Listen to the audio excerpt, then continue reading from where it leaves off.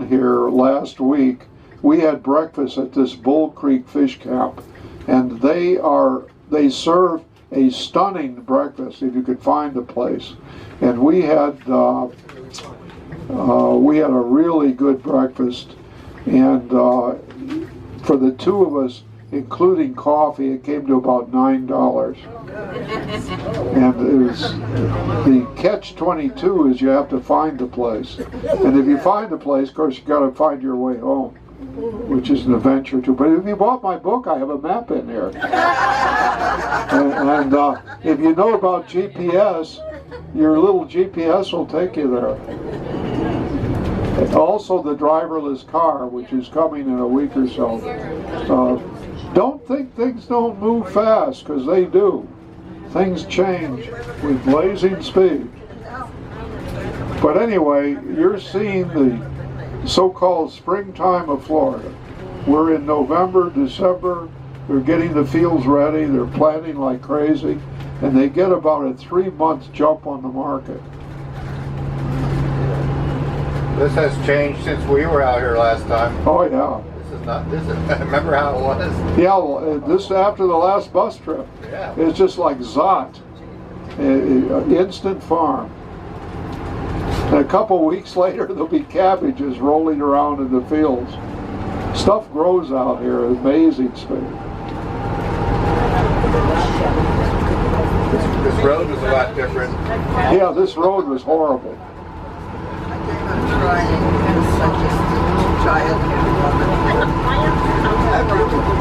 You know, we live in all these developments, Palm Coast and all these housing, gated developments or whatever, and you forget this great farming industry has existed for a long, long time in Flagler County, and farming is very important to this county, very important.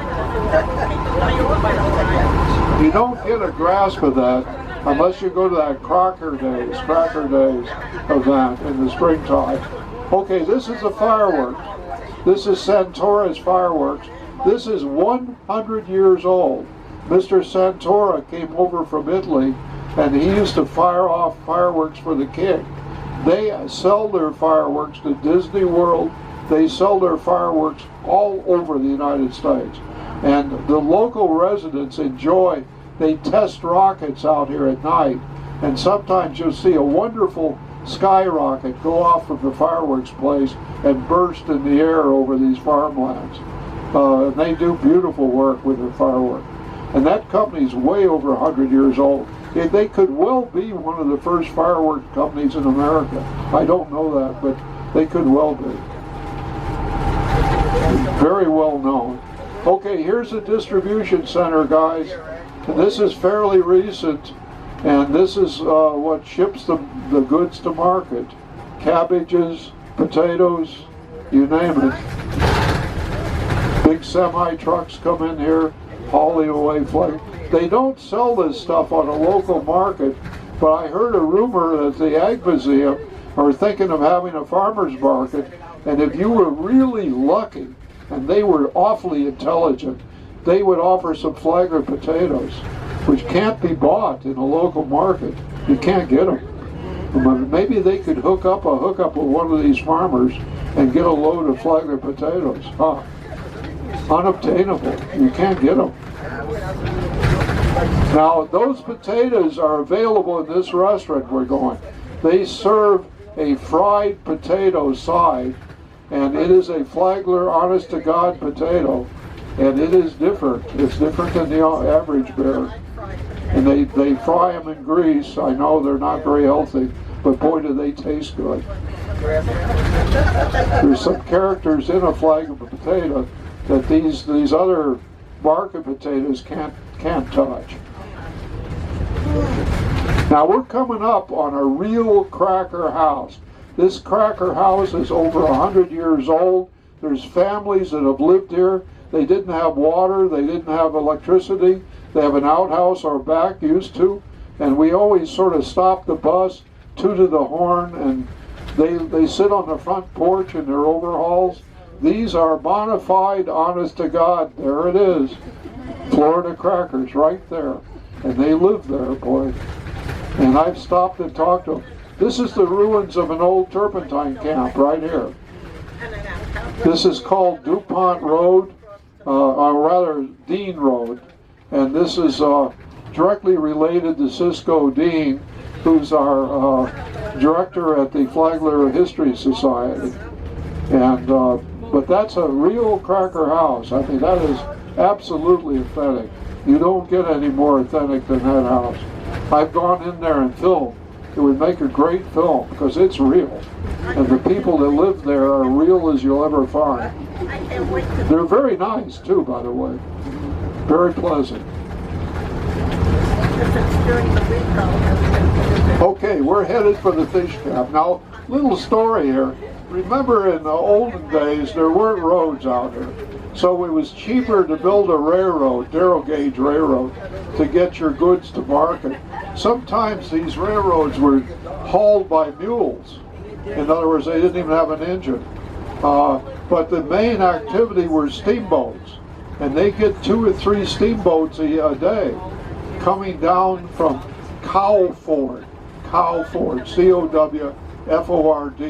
That's Jacksonville, guys. But back then it was called Cowford. And that's where they'd swim the cattle across the river. But the steamboats would come down and they would terminate here at a place called Dead Lake. Is the Dead Lake dead? No way. This was the last stop on the steamboats, so they called it Dead Lake. This is fishing heaven. And from January, February, and some of March, your so-called professional fishermen come down here following the water temperatures across the United States. They've got fancy trailers, very expensive boats. They arrive here at the Bull Creek Fish Camp, and you can't even get near this place because there's camper trailers everywhere. They have contests here. They'll offer a $1,000 prize. The fish they fish for is called a crappie, which is a little bitty fish, and the Dead Lake apparently has them. They're very difficult to catch, and they have contests. Now, the oldest house in Flagler County is right here, and it's on your right coming up. And while Pat and I were having breakfast the other day, the owner of the house, who's over 90 years old, showed up to have breakfast. And it's called the Matthew Davis House. And it's on the right coming up. It's about the oldest house in Flagler County.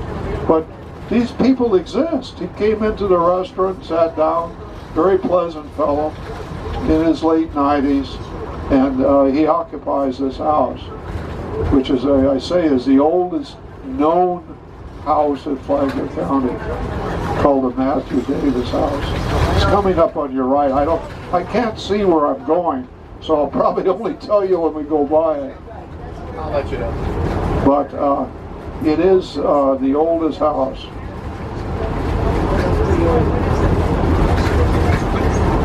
Now there's Spanish land grant plantations out here, many of them.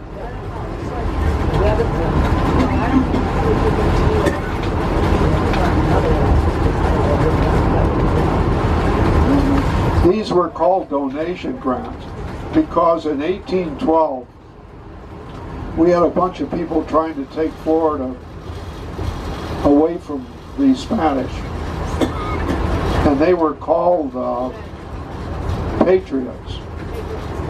And we had a little bitty war out here called the Patriot War, which, like all wars, was very nasty. And many of the locals remained loyal to Spain, so they gave them big land grants out here. And they're still here. Pardon me, I'm losing my voice. Okay, we're coming up on the Matthew Davis house right now. Should be here any second. And it's been rebuilt. Like in my book, I got a picture of the original house, and it's been remodeled. But the guy that lives here is in his late 90s, and he is right there it is. And he is a Florida historian, and he has an amazing collection. of artifacts and historical things. The nice thing about this restaurant is that the locals do come in here, and if you want to meet local people, this is the place to do it. Now, when we go in, though, they have a place set up for us.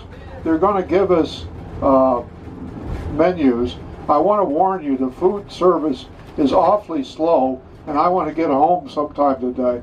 So please eat and go. Don't stay. Don't enjoy yourself too much. They've got wonderful fish sandwiches. They've got a shrimp hoagie that's very nice. They have shrimp and grits to die for. They have wonderful shrimp and grits. And this is owned by Flagler County. The restaurant leases this site from the county. You have to use your imagination. This is where the steamboats came, right here. And this connects. So enjoy, but don't stay here forever.